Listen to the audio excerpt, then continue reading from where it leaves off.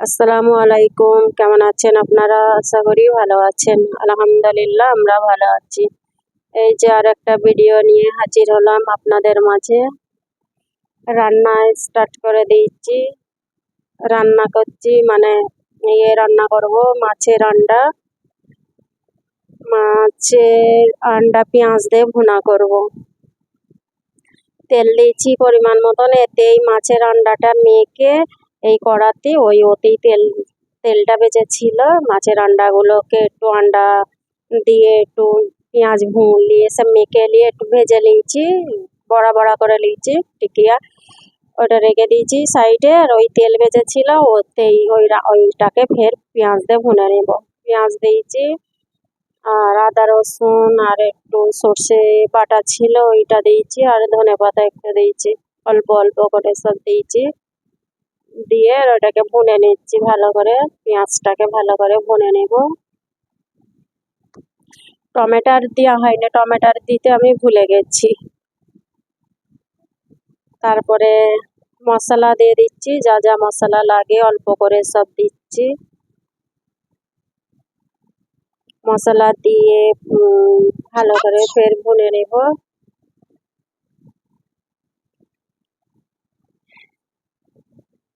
মশলাটা ভালো করে ভুনে নিচ্ছি যাতে না মশলার গ্যাস বেরোয়।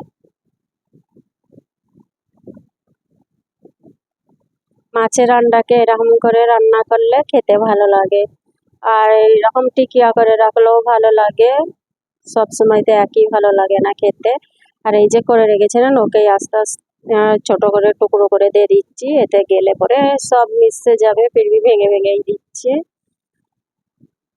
এই যে এরকম করে দিয়ে পুরো মাখা মাখা করে নিব, শুকনো শুকনো ভালো লাগবে খেতে।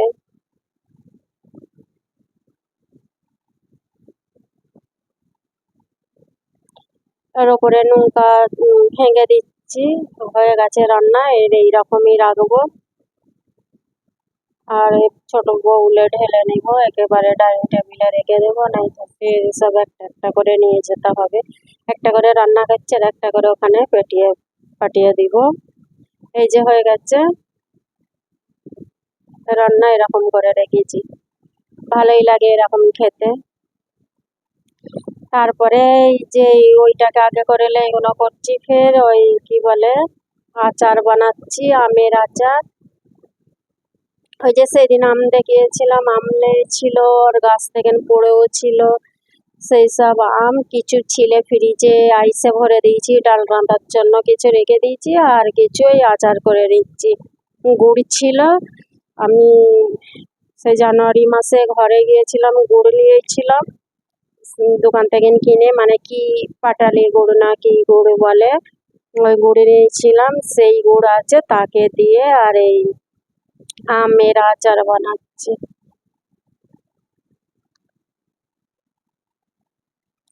না না, এটা খেজুরের গুড়ের ডিলা, পাটালি গুড় কাকে বলে জানি, খেজুরের গুড়ের ডিলা ছিল এটা।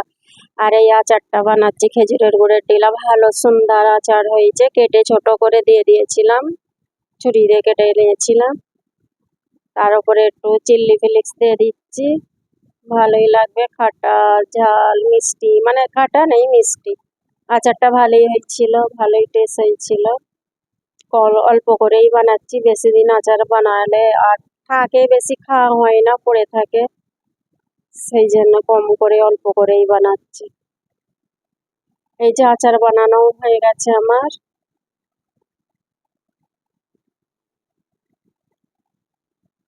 তারপরে আচারটা রেখে দিব, ঠান্ডা হয়ে গেলে পরে বয়েমে ভরে নেবো। আর এই যে আচার ঠান্ডা হয়ে গেছে,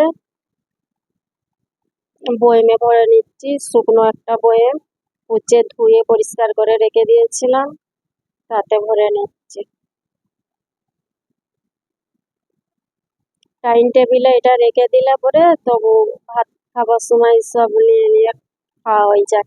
আর নেই তো অন্য জায়গায় থাকলে খাওয়াই হয় না, মনেই থাকে না আচারের কথা, ভুলে যায়। আর আমি এত খাটা পছন্দও করি না, আচার ফাচার আমার অত ভালো লাগে না খেতে, আমি পছন্দ করি না খাটা খেতে। খাটাই হোক আর আমের যে মানে আচারই হোক, যে কোনো আচার আমার অত পছন্দ নাই, এদের বাপ বেটার জন্য খালি আমি বেয়ে নিয়েছি। এই যে তারপরে এটা পরের দিনে আমি করছি, কি বলে, রান্না বাড়া হয়ে গেছে। পপকর্নগুলো অনেক দিনেরই রেখে দিয়েছিলাম, ভাজবো ভাজবো করে ভাজা হয়নি। আজকে বলছে একটু জলদি রান্না হয়ে গেছে, তাহলে পপকর্নগুলো ভেজে নিই। এই যে একটু ঘি দিয়েছি, ঘি দিয়ে আর এতে নাড় দিয়েছি, আর একটু অল্প করে নুন দিয়ে দিয়েছি, দিয়ে লাকড়িতে নেড়ে নেড়ে নেব। তারপরে ঢাকা দিয়ে দেবো, যখন এক দুবার ফুটে গেলে, ফুটছে আর আমি ওইটা ঢাক্কানটা দিয়ে দিব, পুরো ফুটে যাবে, ঢাক্কান বন্ধ করে দিব। ভুলটুটি হয়ে থাকলে ক্ষমা দৃষ্টিতে দেখবেন। ভিডিও ভালো লাগলে লাইক করবেন, সাবস্ক্রাইব করবেন। আমি এখানেই বিদায় নিব। আসসালামু আলাইকুম।